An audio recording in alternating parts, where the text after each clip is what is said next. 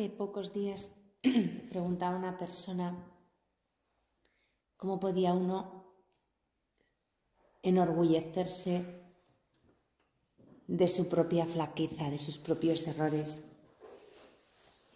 Y yo le dije que bueno, que de entrada lo de enorgullecerse sonaba un poco mal, porque la palabra orgullo a veces nos suena pues a soberbia, a vanidad.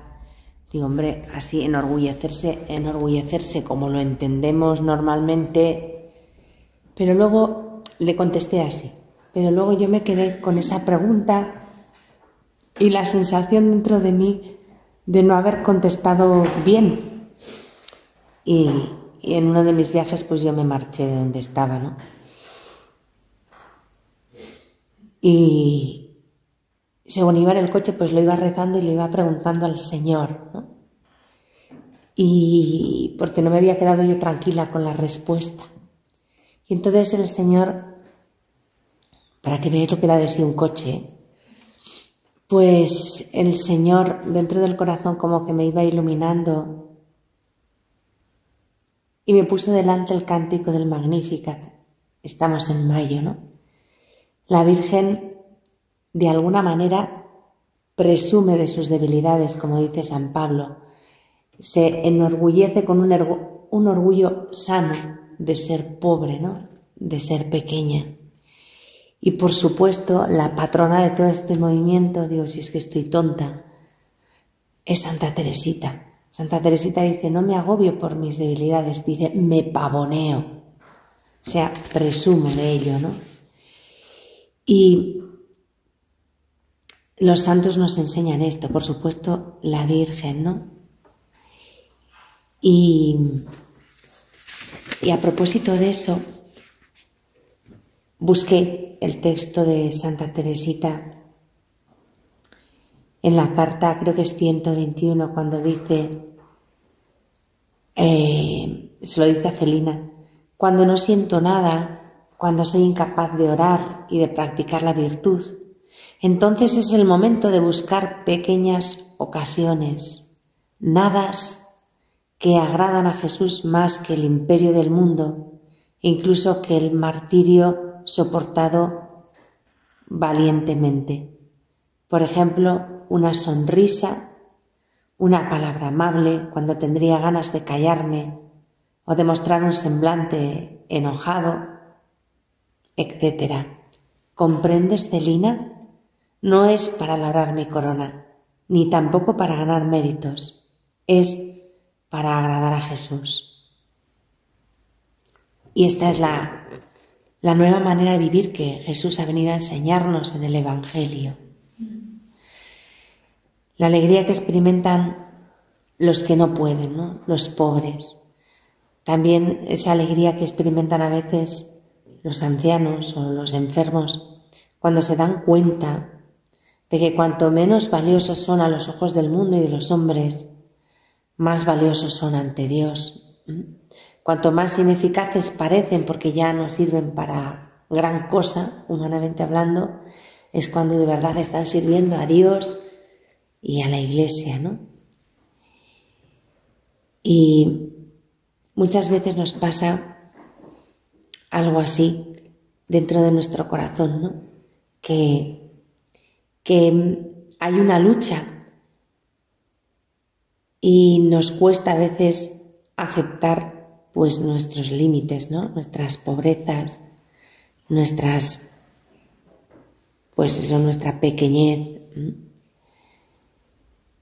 Santa Teresita llega a afirmar que hay que amarla, no simplemente aceptarla. Aceptarla es el primer paso, pero aceptar no es suficiente para vivir feliz, porque aceptar va ligado un poco a la resignación. Bueno, pues me ha tocado esto, pues ¿qué voy a hacer? Pues me tengo que aguantar, ¿no? Tengo este defecto, pues ¿qué voy a hacer? Pues me tendré que aguantar. Entonces, bueno, sí, hemos dado el paso de no rebelarnos, no enfadarnos, no vivir rebotados contra nuestra limitación, pero no es suficiente para ser feliz.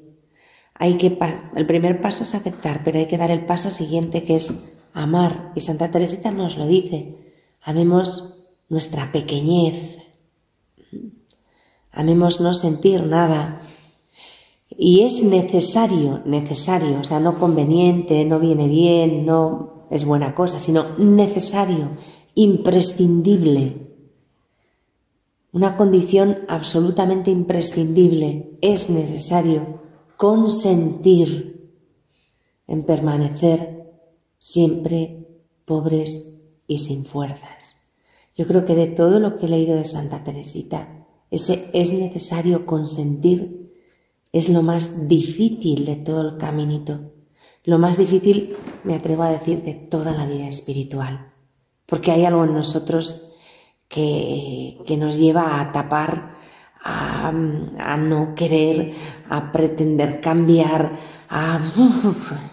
y entonces tendemos a crisparnos, ¿no? A exasperarnos contra nosotros mismos y ya después contra todo lo que se menea. Porque cuando ya uno está crispado, pues todo molesta, todo sienta mal y todo se recibe como una agresión, como algo que incomoda, ¿no?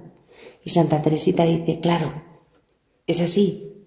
Por eso es necesario consentir en permanecer siempre pobres y sin fuerzas.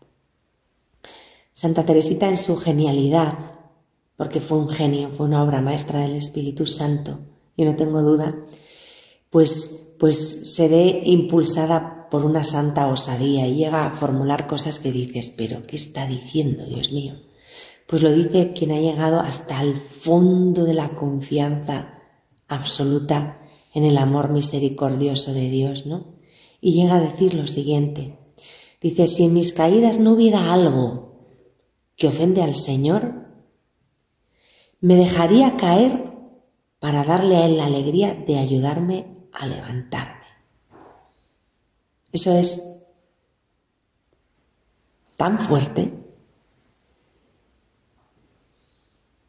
Vamos, nosotros no queremos caer ni locos, nos agarramos a donde sea, pero no por el Señor, sino por verme a mí misma caída otra vez, o que me vean los demás, ¿no?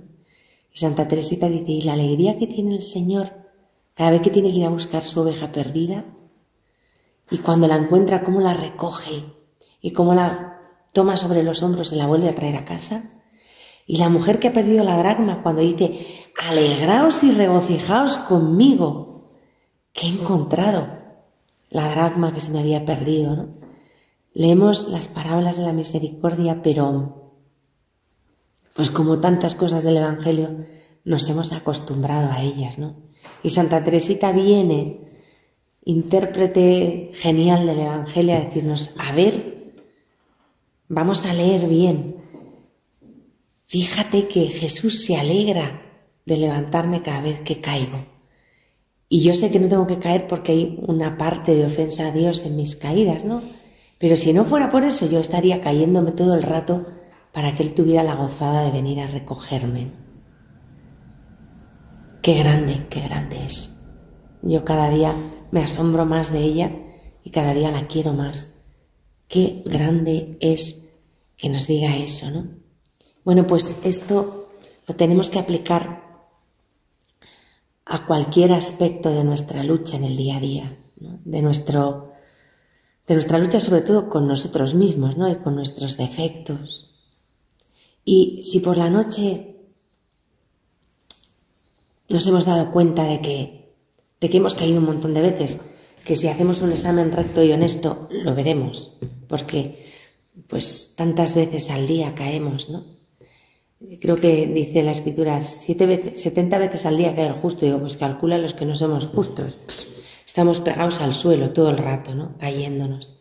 Bueno, pues cuando al final de nuestro día veamos eso, veamos nuestras caídas, pues yo qué sé, por ejemplo, ese esfuerzo que decía Santa Teresita de sonreír siempre, ¿no? Sobre todo ante las adversidades, ante las cosas que nos cuestan, que nos mortifican, ante los imprevistos de cada día. Decía Santa Teresita que es heroico sonreír siempre, ¿no? Y bueno, pues yo muchas veces me lo he propuesto y por supuesto no siempre lo consigo. Y si al final del día me doy cuenta, por ejemplo, de que de 10 veces solamente he vencido en 2, Pues en primer lugar, lo que tengo que hacer es, con mucha serenidad, dices, vaya estadística, de 10, 2 y 8 caídas, pues un 20% de aciertos y un 80% de fallo. Qué horror, ¿no? Es para desanimar a cualquiera. Pues no, lo primero que tengo que hacer es, en primer lugar, entregarle a Jesús mis 2 victorias y decirle con cara de niño travieso, esto tengo, lo otro, pues como que no he acertado mucho hoy, y con mucha paz le entrego a Jesús esas 2 victorias. Y después, esto es lo más difícil, pero es lo más precioso, y es que es necesario, después de entregar esas 2 victorias, dejarnos querer en las 8 derrotas. No ocultarlas, no desesperarnos, no avergonzarnos, no odiarnos a nosotros mismos, no culparnos a nosotros mismos, no enfadarnos con nadie y tampoco con nosotros mismos. Ser lo suficientemente pequeños y humildes para dejarnos querer en esas 8 derrotas. Dejar que Jesús nos recoja, dejar que Jesús nos tome en sus brazos y escucharle decir, no pasa nada, estoy aquí, volvemos a empezar. Por algo mi amor es misericordioso. Por algo tengo predilección por los pobres, por los pequeños. No he venido a llamar a los justos, sino a los pecadores. No he venido a disfrutar de tus 2 victorias, sino a disfrutar recogiéndote y queriéndote en tus 8 derrotas.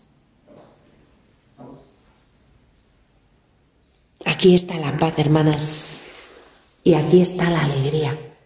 Cuando nos convenzamos de que esto es así, pero no teóricamente, que lo hemos escuchado 700.000 veces, sino cuando de verdad esto sea un convencimiento íntimo y profundo en nuestra conciencia, en nuestro corazón y en nuestra conciencia.